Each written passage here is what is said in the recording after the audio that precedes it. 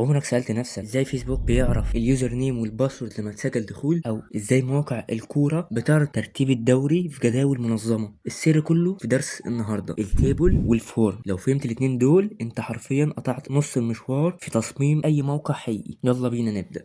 النهارده هنتعلم ازاي نخلي المستخدم يتفاعل مع الموقع، يعني يكتب بيانات، يعمل تسجيل دخول، يرفع ملف، ودي بيتم عن طريق الفورم. وكمان نتعلم التيبل اللي بنستخدمها عشان نعرض بيانات بشكل منظم زي الجداول. اول حاجه التيبل بنستخدمه لما يكون عندنا بيانات كتير وعايزين ننظمها في صفوف واعمده. التيبل بيتكون من 4 تاجات اساسيه لازم تحفظهم. اول حاجه تاج التيبل اللي هو اساس الجدول، بيبقى جواه 3 تاجات مهمين جدا في انشاء اي جدول. اول تاج وهو التي ار، اختصار للتيبل رو، معناه صف بالعرض. طيب عندنا تاج تاني اسمه التي اتش، اختصار لكلمة تيبل هيدر، وده التاج اللي بنكتب فيه العنوان. وعندنا تاج تالت اسمه تي دي، بنكتب فيه البيانات بتاعتنا. دول الاربعة تاج اللي بتكون منهم اي جدول. طيب تعالى كده نعمل مثال. الجدول عندنا بيتكون من صفوف واعمده، جوه الصفوف واعمده ديت في عنوان رئيسي والبيانات بتاعتنا. طيب احنا عشان نعمل صفوف عن طريق التيبل رو تي ار، كده احنا عملنا صف. نعمل صف تاني علشان البيانات بتاعتنا.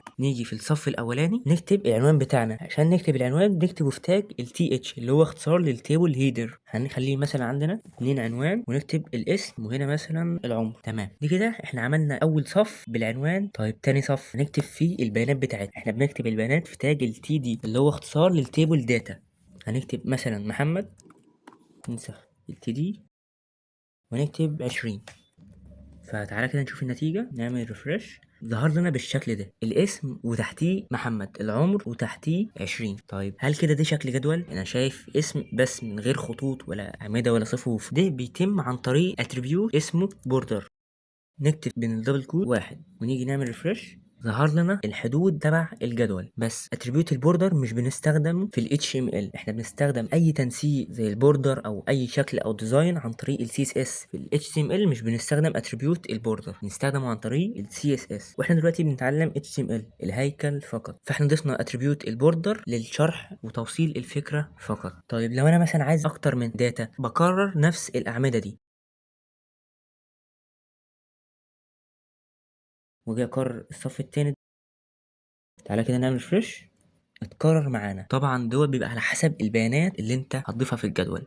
طيب تاني حاجة عندنا الفورم. الفورم بنستخدمها لما نعوز ناخد من المستخدم بيانات زي تسجيل الدخول او انشاء حساب. فعندنا تاج الفورم هو اللي بنستخدمه علشان ناخد من المستخدم بيانات. في 2 اتريبيوت مهمين جدا جوه تاج الفورم. المعلومات ديت ادفانسد شويه عليك، متقدمه شويه، بس انت عليك تعرفهم دلوقتي كمعلومه عشان لما نيجي نشرحهم بعدين بالتفصيل تبقى فاهمهم. عندنا اتريبيوت اسمه اكشن، وعندنا اتريبيوت تاني اسمه ميثود. طب ايه هو اتريبيوت الاكشن وايه هو اتريبيوت الميثود؟ الاثنين بيسالوا سؤال مهمين جدا وانت لازم تجاوب عليهم. اتريبيوت الاكشن بيسالك البيانات دي هتروح فين لما تضغط على زرار ارسال البيانات اللي هو زرار السبمت، تعرفه كمان شويه عن طريق تاج الانبوت. فالمهم البيانات ديت هتروح فين لما المستخدم يضغط على زرار ارسال، هتروح لاني صفحه او ملف في الباك اند. اتريبيوت الميثود بيسالك سؤال البيانات ديت هتروح ازاي. وعندنا نوعين، الجيت والبوست. الجيت بيستخدم في البحث وبيظهر في اللينك فوق، البوست بيستخدم في الباسورد والبيانات الحساسه اللي مش بتظهر في الرابط فوق. هنا مثلا في الاكشن بنكتب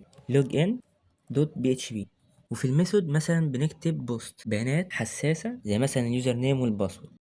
لما المستخدم بيجي يضيف بيانات ويدوس ارسال، البيانات بتروح لصفحه اللوج ان دوت بي اتش بي ومن نوع بوست اللي هي بيانات حساسه. تاني حاجه عندنا تاج انبوت، هو المكان اللي المستخدم بيكتب فيه البيانات. والانبوت ليه انواع كتير وكل نوع بيتحدد عن طريق اتريبيوت اسمه تايب. تعالى كده نكتب انبوت. عندنا 3 اتريبيوت في تاج الانبوت. تايب بيحدد نوع الانبوت، انت عايز تاخد ايه من المستخدم، تكست، نمبر، ولا باسورد، ولا ايميل. فعن طريق التايب بنحدد نوع الانبوت. النيم والاي دي بنستخدمهم في حاجه تانية هتعرفهم كمان شويه. فخلينا دلوقتي في نوع الانبوت. اول نوع وهو التكست، لما بتعوز تاخد نص من المستخدم زي اسمه او اي تكست عامه. عندنا تايب تاني اسمه باسورد، لما بتعوز تاخد كلمات مرور من المستخدم فبتتحول لنجوم او نقط، فلما بتكتبها تظهر لنا بالشكل ده.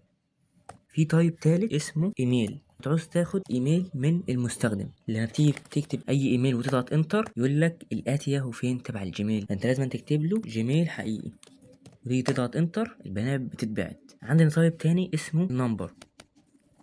التايب دوت بياخد رقم بس من المستخدم.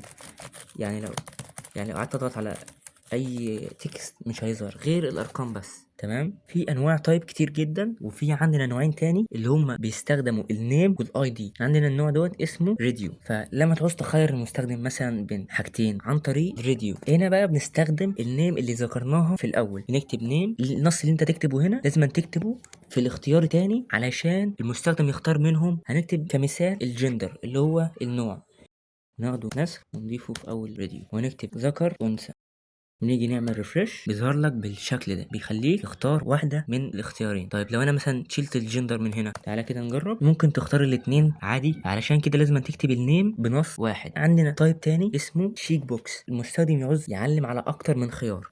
طيب شيك بوكس ونكرره مثلا 3 مرات. نكتب هنا مثلا HTML CSS JS اللي هي اختصار لكلمه جافا سكريبت. نيجي نعمل ريفرش، يعني نمسح دي كده، فبيظهر لك اكتر من اختيار. انا مثلا عايز اعلم على ال HTML وال CSS. عندنا زرار مهم جدا وهو submit، لما المستخدم يعوز يبعت بيانات تسجيل الدخول. مثلا نيجي نعمل input text، لما المستخدم يكتب اي بيانات ويعوز يبعتها عن طريق زرار السبميت. لاحظ كده لما اجي اكتب اي داتا وادوس سبميت البيانات بتتبعت. في تاج تاني مهم اسمه ليبل، بنستخدمه عشان لما المستخدم يضغط على الاسم يفتح له مكان الكتابة، وبنربط الليبل عن طريق الفور في الليبل والاي دي في الانبوت. على كده نعمل مثال، هنكتب يوزر نيم، ونجيب مثلا الانبوت هنا هنخليه تكست والاي دي تبعه يوزر، وفي الفور هنكتب نفس اللي احنا كتبناه في الاي دي هنا يوزر. تعالى كده نعمل ريفرش، ظهر لنا بالشكل ده. انا هنا لما باجي اضغط على كلمه يوزر بيفتح لي المكان اللي هكتب فيه اليوزر نيم. فلاحظ كده اول ما بضغط على اليوزر نيم بيفتح لي المكان اللي هكتب فيه اليوزر نيم. لاحظ كده معايا.